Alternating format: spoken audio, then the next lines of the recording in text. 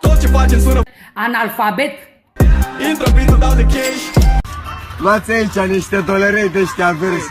Ia uitați, bă, plouă cu bani să moară mama. Nu mă vezi, parcă-s de flash. O să își ia mare smash. Ok. Tot ce facem sună fresh.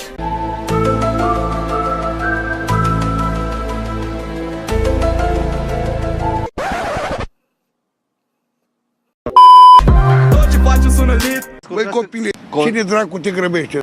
Sună gata, facem fit. Vine piesa și cu clip. Ești tâmpit?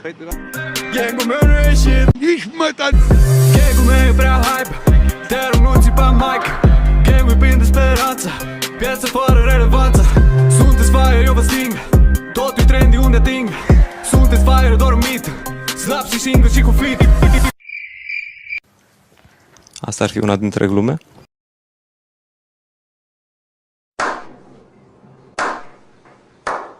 Tot ce facem sună fresh.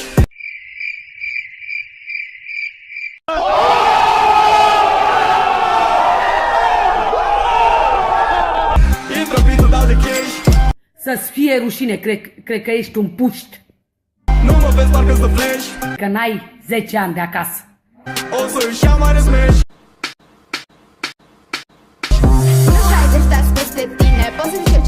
Am intrat în clasă și am vrut să dau o bășină, m-a trădat curul și m-a încăcat pe mine. Merge bine. Hai noroc! Banger marfa, auzi cum vine. Oresc cu lapte. Vezi? Mor de la piese cu mine. I believe I can fly.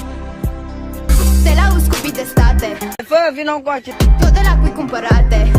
Ce înseamnă asta? Ori suntem golani, ori nu mai suntem. Ești un fake în realitate. Ești drogat? Macu, să știi că am dreptate. Fă-na norocito! Easy, în Picioare. te-ai flexat.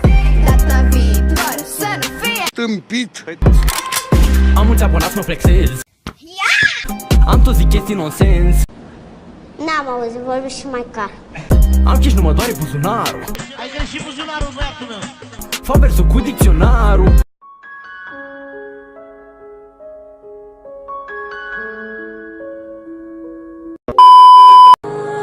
Sărac sau bogat, puțin sunt oameni